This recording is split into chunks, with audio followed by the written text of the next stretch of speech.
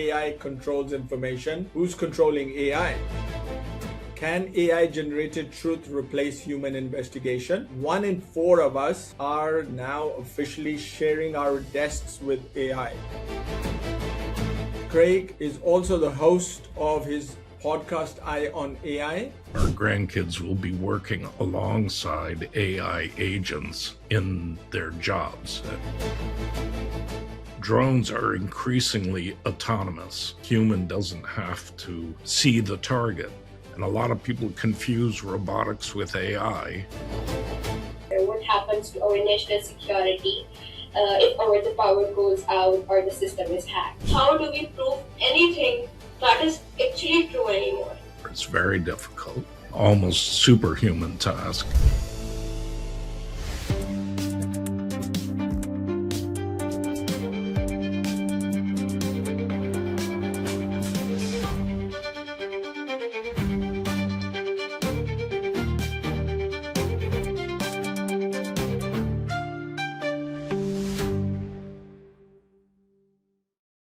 A recent study from the International Labour Organization found that 1 in 4 of us, especially those in the office or professional roles, are now officially sharing our desks with AI.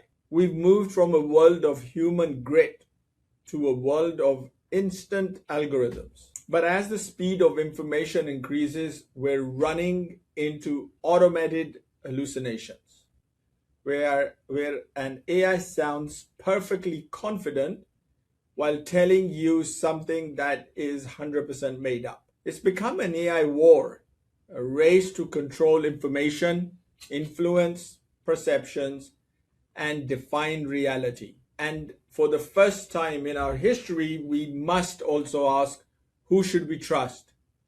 Can AI-generated truth replace human investigation?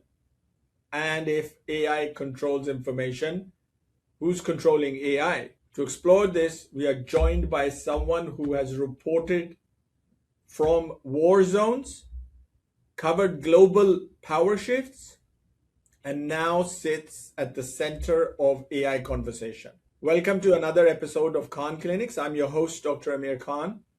And today we are joined by someone who has lived through the front lines of global history, war, and now is in the middle of another forefront in AI revolution, Craig Smith. He's a distinguished American journalist whose career has spanned some of the most pivotal moments in history, and now he's actively involved in the world of artificial intelligence.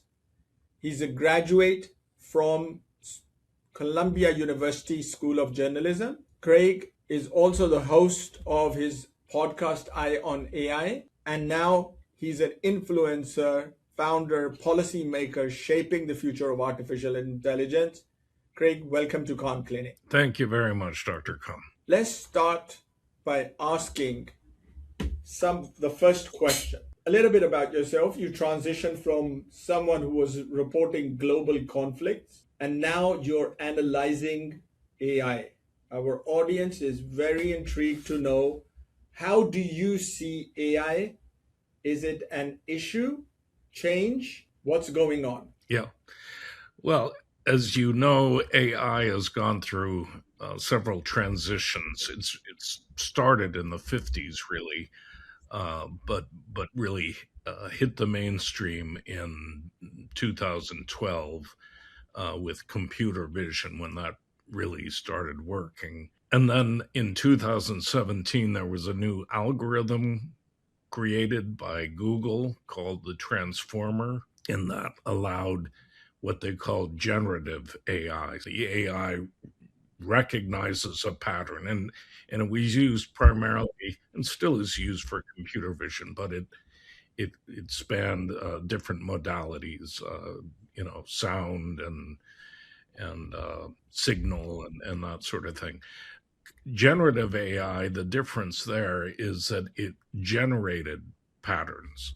Now we've moved into a new era, and that's agentic AI, where not only does the AI recognize patterns or generate speech or text or images, uh, but it now takes action in the real world. But it's a problem in AI today.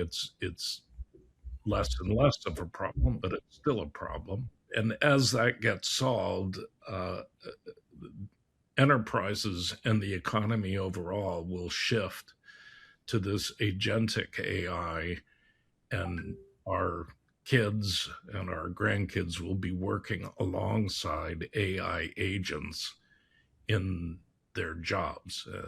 I Sure. just one thing, you mentioned wars. I was just in Ukraine and I wrote a story about lethal autonomous weapons, and we're seeing it now in the war with Iran.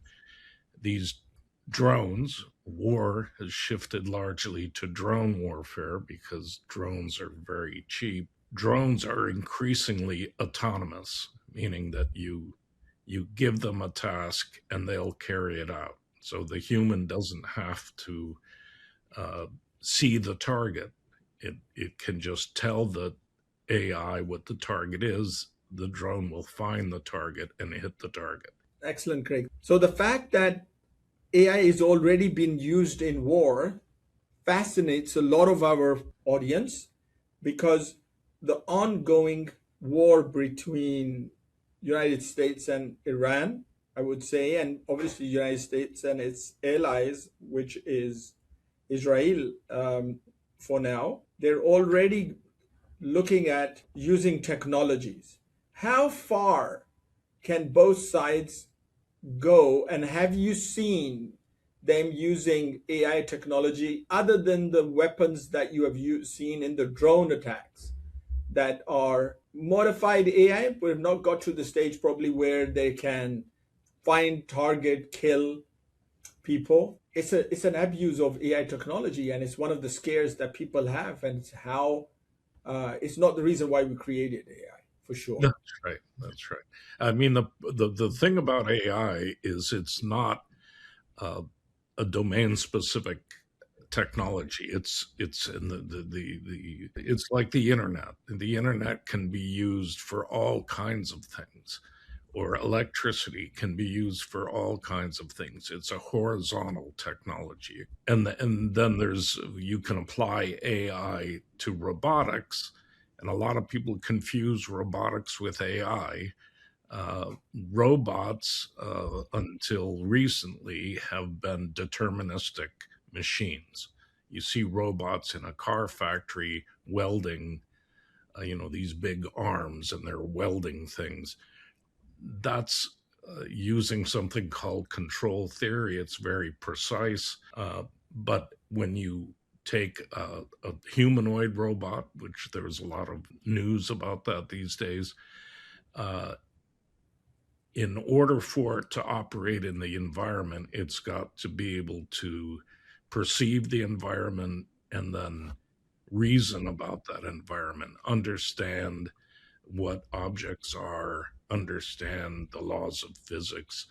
And that's probabilistic, it's AI.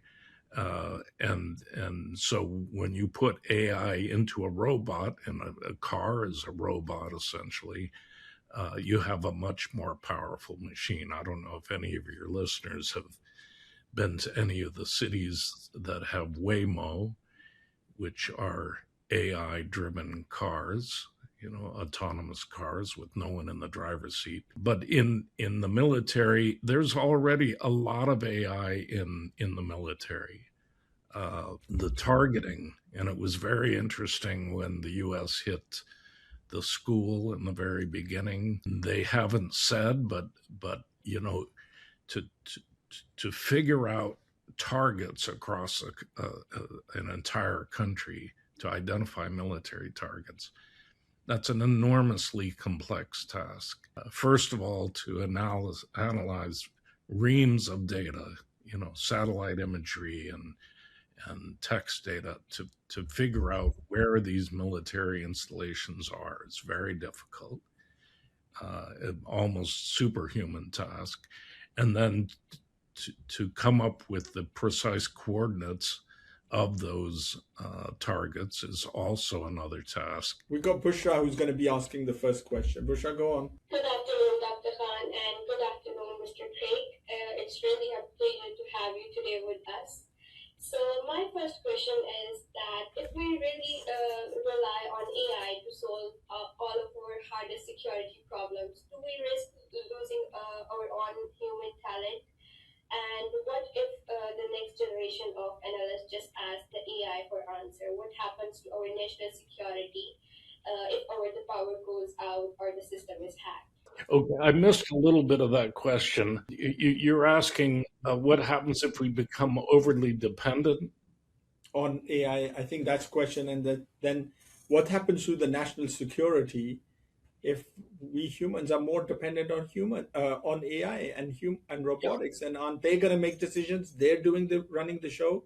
It's not us anymore. You can easily see that. Yeah, and that's already. I mean, that's absolutely a concern. It's already a concern with code generation, with writing software, because AI has become very adept at writing software. And our world runs on software. I mean, we're using software on this call. Everything from hospitals to banks to manufacturing plants are run on software. And that code, the computer code that is written, that is what that software is. If you have AI writing the code and no one's reading it, eventually you're going to end up with too much code for any individual to read. So if there's a problem in the code, you need another AI to find the problem. And you have to trust all of these AIs to not hallucinate, to know what they're doing. And so already that problem is being discussed in AI conferences and research labs. Thank you for explaining that. Farzana, you got another question. Thank you, Dr. Khan. And Craig, it's really a pleasure to have you here with us. So my question is that in a traditional war, victory was visible on the ground. In AI-driven war, do you think victory will become harder to define clearly? Thank you. How are you going to define victory? Because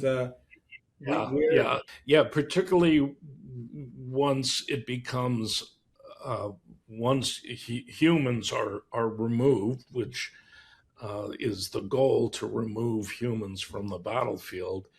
How do you define victory? I mean, if it's a territorial war, it's clear there are territorial gains. But if it's a war of the mind, if it's an effort, a propaganda effort to manipulate the opinions of a populace, it's not only hard to detect what is real and not real. So, and it's hard even if the government or the experts know that to convince the populace that what they're being told is not real. And in that case, the victory, it's going to be harder to define. I think it's going to be more in, it's going to be more of a political victory than say a territorial victory. You'll have people supporting one nation or one ideology over another because they've been manipulated. But that kind of a victory is more subtle. I don't think it's not as clear cut as territorial gain or loss. Thank you for that. Last question, Craig, from Isha. Isha, what's your last question? Hi, Craig. Thank you for sharing your insights so far, and it's really been interesting.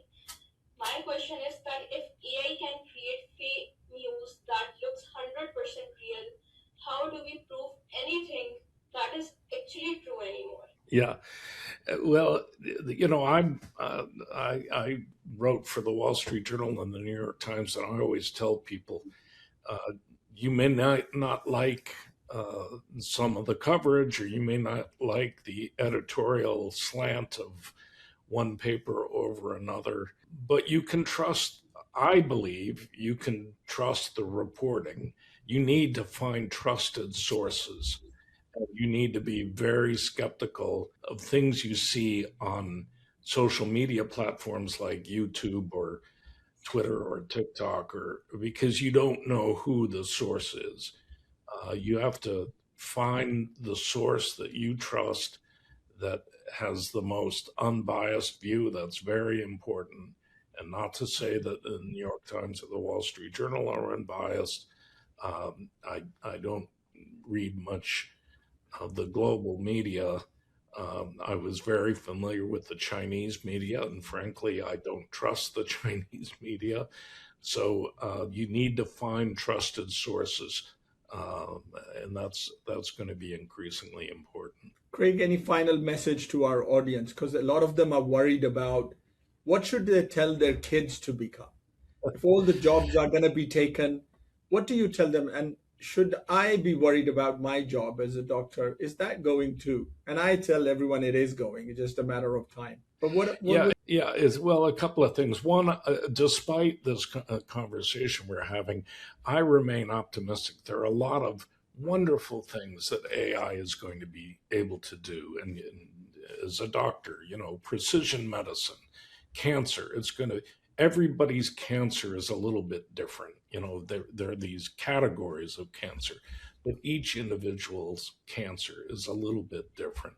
And right now we treat them in kind of a shotgun approach to try and cover all the variations. But the day is coming very soon where they'll be able to, the healthcare industry will be able to design precision drugs that are specifically for you. Targeting specific cancer for specific individuals. And it's already happening, actually. It's already happening. It's already happened. We've seen that genetic testing is being done a lot, and it's becoming a standard of care. Thank you, Craig. Thank you for being on our show. I know we're running over time already, and thank you for giving your insight. I think it's very important that our audience keep on hearing the same message. Use AI, be part of it. It's going to be a part of you. And then you got to see what happens in the future. We all don't know which direction we're going to, but hopefully we won't go towards the direction of wars. We won't go the direction of drones. And perhaps we could go in a better, good direction, like Star Wars. Not Star Wars. We don't want to go Star Wars direction. Star Trek in direction, explore the universe, which is so gigantic. So I'm hoping we're going to be going Star Trek, not Star Wars direction. All right. But thank you for being on our show. I agree. Okay. What a remarkable journey we've just experienced together. The path to health isn't always straight, but it's always worth the effort. I hope today's conversation inspired you to take the next step in your wellness journey, armed with new knowledge and a fresh perspective. If today's episode left you inspired, share it with someone who need to hear this. Give us a thumbs up and your opinion. Keep exploring, keep evolving, and we'll see you in the next episode of Khan Clinics.